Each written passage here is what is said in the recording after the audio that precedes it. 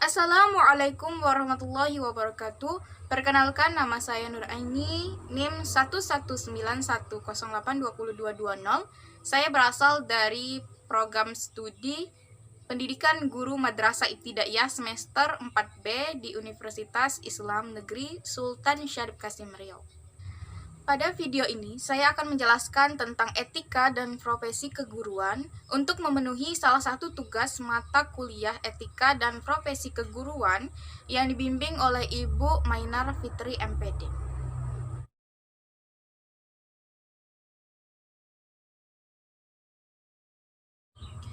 Pengertian profesi. Profesi berasal dari bahasa Inggris yaitu profess yang memiliki arti janji untuk melakukan kewajiban untuk menjalankan suatu tugas khusus yang tetap.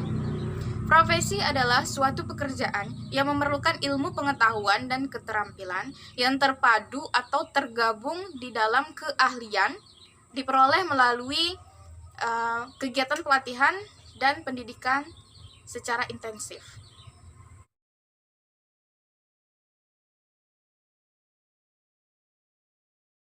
Ciri-ciri profesi, yang pertama, adanya pengetahuan khusus. Pengetahuan khusus diperoleh melalui kegiatan pelatihan dan pendidikan yang dilakukan secara intensif, secara berskala atau bertingkat, disesuaikan dengan profesi yang dimilikinya. Pengetahuan yang sesuai dengan profesi ini sangat diperlukan oleh para profesional agar di kemudian hari ketika ia harus turun ke lapangan untuk mengajar, ya contohnya mengajar sebagai seorang guru, turun ke lapangan mengajar, maka dia memerlukan pengetahuan khusus tentang profesi keguruan tersebut. Ciri yang kedua yaitu pekerjaan tersebut mendapatkan pengakuan dari masyarakat. Pengakuan dari masyarakat ini bisa berupa meningkatnya kualitas profesi tersebut maupun mendapatkan izin legal dari badan yang memberikan izin tersebut. Tentunya ini berawal dari masyarakat.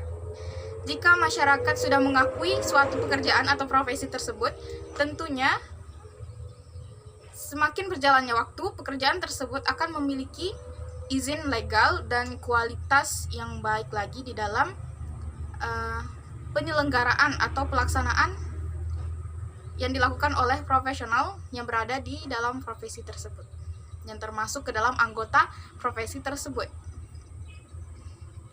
Kemudian ciri yang ketiga yaitu mengabdi kepada masyarakat. Maksudnya profesi tersebut mementingkan kepentingan masyarakat dibandingkan kepentingan pribadi tentunya.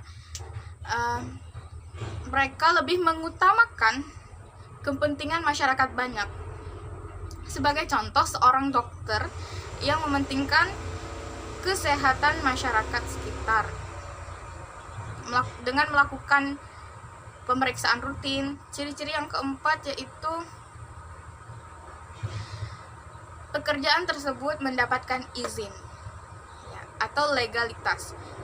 Jika suatu pekerjaan atau profesi telah mendapatkan izin, maka izin tersebut bisa menjadi patokan bagi masyarakat untuk menaruh rasa percaya terhadap profesi tersebut, sehingga masyarakat yakin bahwa suatu pekerjaan ini adalah profesi yang baik. Kemudian ciri yang terakhir yaitu yang kelima, pekerjaan tersebut mempunyai kode etik. Kode etik ini merupakan aturan yang harus ditaati oleh seorang profesional.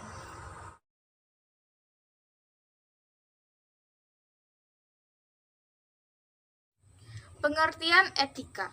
Etika berasal dari bahasa Sanskerta yaitu susila.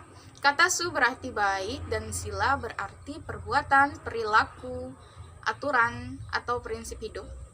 Jadi kata susila itu berarti perbuatan yang baik, perilaku atau kebiasaan yang baik, prinsip hidup yang baik, tentunya menurut pandangan masyarakat sekitar.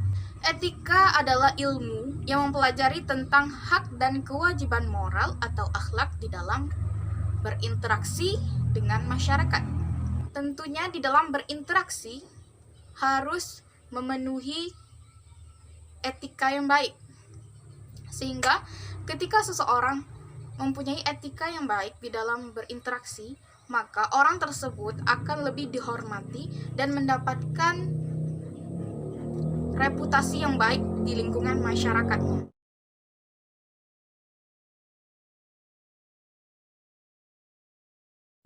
Tujuan pokok rumusan etika dalam kode etik keguruan. Yang pertama yaitu sebagai standar-standar etika yang menjelaskan dan menetapkan tanggung jawab pada satu lembaga atau kelompok masyarakat. Standar ini dijadikan sebagai aturan dari sebuah profesi yang harus dilakukan atau ditaati oleh para profesional yang berada di dalam profesi tersebut. Yang kedua yaitu untuk membantu para profesional dalam mengambil tindakan terhadap permasalahan yang terjadi. Kemudian yang ketiga yaitu standar-standar etika bertujuan untuk menjaga reputasi dan nama baik para profesional. Dengan mengikuti standar etika atau etika yang ada di dalam profesi tersebut, tentunya seorang profesional akan mendapatkan reputasi yang baik dan nama baik tentunya. Dan hal ini bukan saja mempengaruhi dan memberikan dampak positif bagi profesional tersebut, tetapi juga memberikan dampak kepada profesi yang dijalaninya. Kemudian yang keempat yaitu bertujuan untuk menjaga kelakuan dan integritas tenaga kerja. Kode etika dijadikan sebagai acuan bertindak dan berperilaku. Perilaku yang baik akan membantu para profesional menjadi seorang profesional yang nyata. Seseorang akan menjadi profesional apabila ia telah bisa mengikuti standar etika yang ada.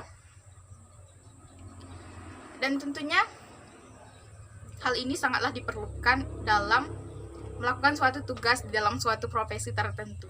Yang kelima yaitu standar etika merupakan cerminan dari komunitas yang menjalankan kode etik di dalam penyelenggaraannya. Jadi apabila seorang profesional melakukan dan menerapkan kode etik di dalam pelayanan, melaksanakan tugasnya, maka hal itu juga berdampak ke dalam komunitas atau profesi yang menjadi tanggung jawabnya. Kemudian yang keenam yaitu standar profesi dijadikan sebagai cerminan atau pengharapan moral-moral dari komunitas. Maksudnya di sini komunitas atau suatu profesi mengharapkan suatu moral yang baik dari seorang profesional yang mengemban kewajiban menjalankan suatu profesi tersebut. Hal ini tentunya untuk menjaga reputasi tadi, kemudian untuk menjaga nama baik, kemudian juga untuk meningkatkan rasa kepercayaan masyarakat terhadap profesi tersebut.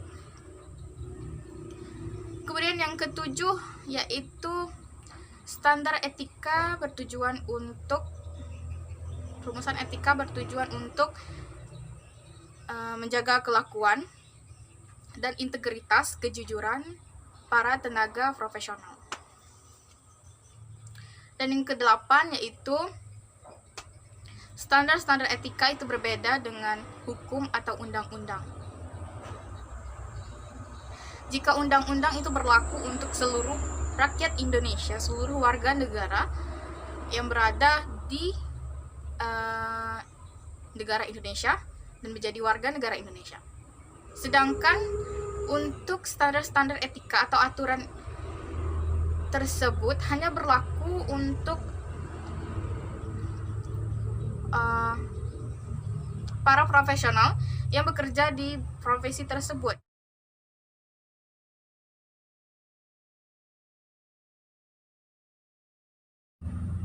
Pengertian guru menurut Undang-Undang Nomor 20 Tahun 2003, Pasal 39 Ayat 1 tentang Sistem Pendidikan Nasional mengatakan bahwa guru adalah tenaga profesional yang bertugas merencanakan dan melaksanakan proses pembelajaran, menilai hasil pembelajaran, melakukan bimbingan dan pelatihan, serta melakukan penelitian dan pengabdian kepada masyarakat, terutama bagi pendidikan perguruan tinggi.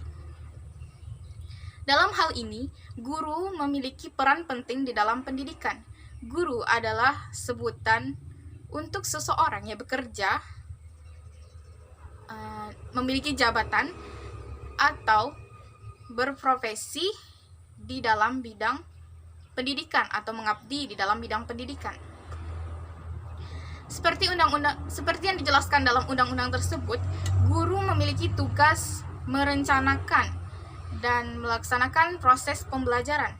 Perencanaan ini dilakukan agar bisa mengontrol berbagai kemungkinan yang terjadi di dalam penyelenggaraan proses pembelajaran. Dengan adanya perencanaan terlebih dahulu, dapat meminimalisir berbagai permasalahan yang akan muncul, kemungkinan permasalahan yang akan muncul di dalam proses pembelajaran. Dan ketika permasalahan tersebut muncul, maka guru telah bisa mencari solusi untuk memecahkan permasalahan tersebut. Perencanaan itu bisa berupa pengelolaan kelas, seperti manajemen kelas sebelum dilakukan proses pembelajaran, seperti penyiapan materi, metode, strategi, dan berbagai hal yang menyangkut dengan proses pembelajaran.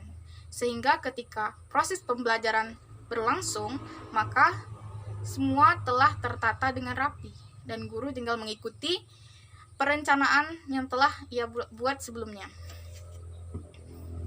Kemudian setelah dilakukan proses pembelajaran, barulah guru bertugas sebagai menilai hasil pembelajaran.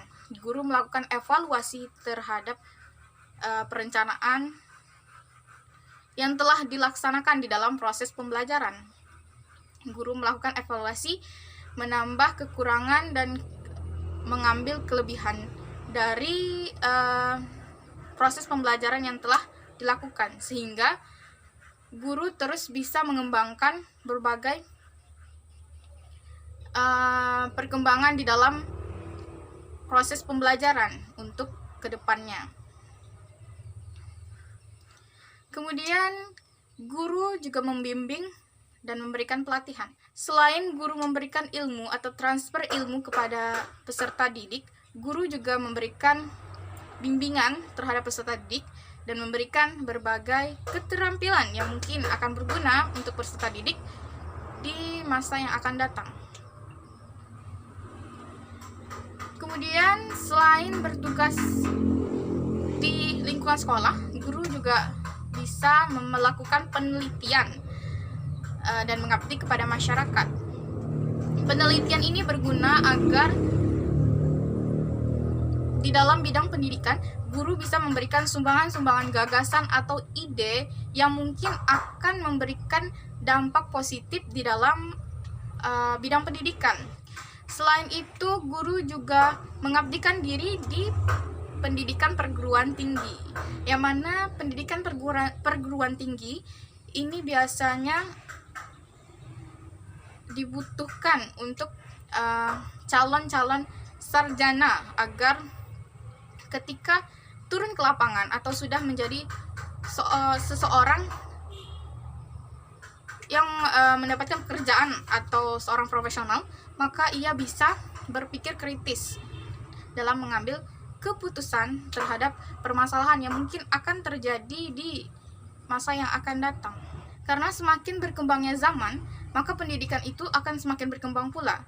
Jadi pembelajaran yang telah lalu atau masa lalu tidak bisa hanya dipelajari untuk tidak bisa digunakan untuk masa sekarang saja, tetapi masa sekarang harus dicampurkan dengan perkembangan ilmu pengetahuan yang baru dan digabungkan dengan ilmu pengetahuan yang lama, sehingga ilmu pengetahuan yang ada itu bisa dipergunakan untuk masa yang sekarang ini, yang terus berkembang dan terus mengalami perubahan.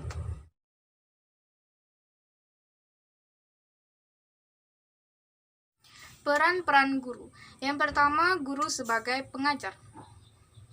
Guru sebagai pengajar dipersiapkan dari pendidikan yang ditempuhnya atau berbagai pelatihan yang ditempuhnya untuk bisa menjadi seorang guru yang menyelesaikan tugasnya di dalam mengajar, memberikan transfer ilmu kepada peserta didik, baik itu ilmu tentang spesialisnya atau wawasan umum yang mungkin akan berguna bagi peserta didik. Kemudian peran guru yang kedua yaitu guru sebagai pemimpin. Di dalam kelas, guru dijadikan sebagai pemimpin. Guru berperan sebagai pemimpin di dalam kelas, yang mana guru mengatur, menentukan metode yang diperlukan, strategi yang akan dipergunakan di dalam proses pembelajaran. Guru menjadi seorang manajemen kelas. Guru harus bisa memanajemen kelas, menentukan segala keperluan yang mungkin akan diperlukan di dalam proses pembelajaran. Kemudian yang ketiga yaitu guru sebagai pribadi. Seperti yang kita ketahui, guru dijadikan sebagai panutan dan contoh oleh peserta didik, sehingga penting bagi guru untuk menjadi seorang pribadi yang pantang menyerah, optimis, dan berbagai kepribadian yang baik lainnya, sehingga ia bisa mencontohkan kepada peserta didik bahwa peserta didik harus bisa bersifat optimis, bersemangat, dan selalu bekerja keras, berjuang untuk bisa mendapatkan pembelajaran dan bisa memahami pembelajaran, serta bisa melihat lingkungan di sekitarnya dan mengambil pembelajaran dari lingkungan sekitarnya. Yang keempat yaitu guru sebagai komunikator atau mediator, di mana guru berperan sebagai perantara antara peserta didik dengan sekolah, dengan lingkungan sekolah, kemudian perantara antara peserta didik dengan lingkungan masyarakatnya, maupun dengan dunia luar. Guru sebagai perantara selain menyampaikan ilmu pengetahuan, tetapi juga memberikan wawasan-wawasan yang akan berguna bagi peserta didik ketika ia berada di luar lingkungan sekolah maupun berada di dalam sekolah. Yang keenam, guru sebagai pembaru. Semakin berkembangnya zaman, maka ilmu pengetahuan akan semakin berkembang dan cara pembelajaran pun akan semakin berkembang. Maka penting bagi guru untuk bisa menjadi pembaru di dalam proses pembelajaran. Guru harus bisa mengetahui proses pembelajaran dengan menggunakan metode apa yang akan tepat digunakan dan dengan strategi yang seperti apa yang sesuai dengan perkembangan zaman sekarang ini. Kemudian yang terakhir yaitu guru sebagai penggagas. Selain guru bertugas di dalam kelas untuk memberikan transfer ilmu dan mengajarkan berbagai wawasan, pelatihan, maupun keterampilan bagi siswa atau peserta didik, guru juga harus bisa memberikan ide dan gagasan di dalam bidang pendidikan. Seperti guru mau ikut serta di dalam berbagai kegiatan yang mengutamakan pendidikan. Dan guru mau mengutamakan atau mengemukakan pendapatnya atau gagasannya di dalam bidang pendidikan yang bertujuan untuk memajukan pendidikan itu sendiri.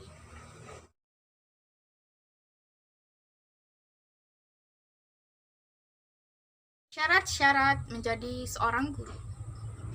Guru sebagai profesi tentunya memiliki syarat-syarat yang harus dipenuhi untuk bisa menjadi seorang guru atau dikatakan sebagai seorang guru. Syarat yang pertama yaitu guru harus memiliki keahlian menjadi seorang guru.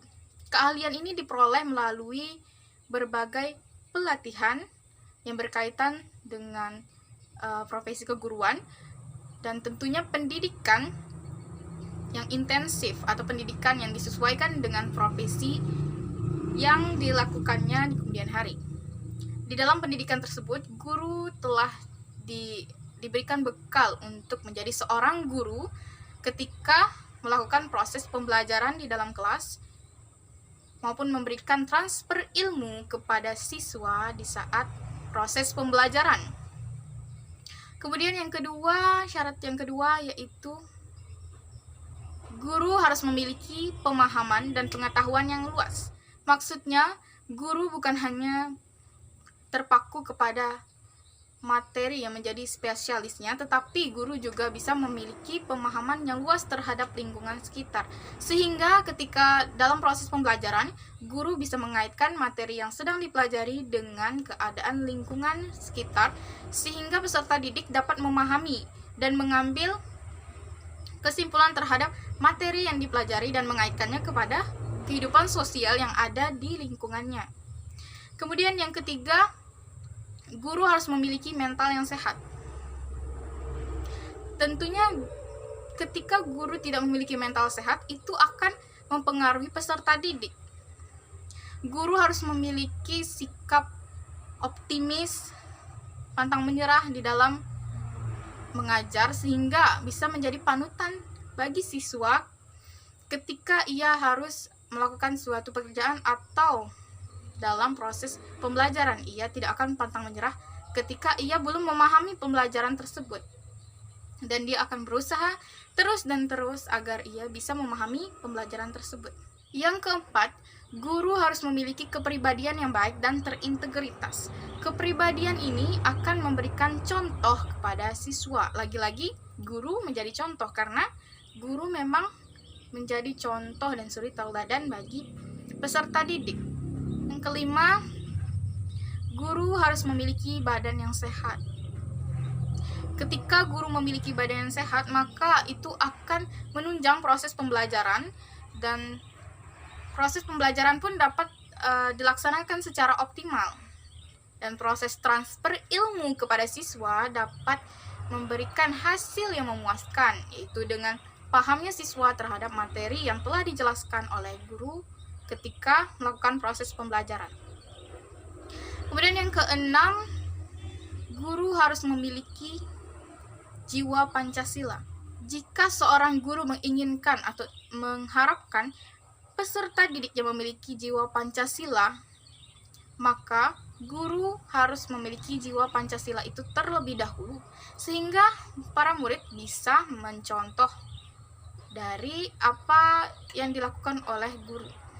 Yang terakhir yaitu guru harus menjadi warga negara yang baik. Maksudnya di sini guru harus mengikuti peraturan yang telah dibuat oleh negara dan melakukan berbagai aktivitas yang mungkin akan membantu negara dalam memajukan negara. Seperti dalam hal bakti sosial, maka guru harus mengikuti pelaksanaan bakti sosial tersebut agar bisa memberikan kontribusi terhadap negara. Itulah sedikit penjelasan dari saya tentang etika dan profesi keguruan. Lebih dan kurang saya mohon maaf. Wabillahi taufik wal hidayah. Wassalamualaikum warahmatullahi wabarakatuh.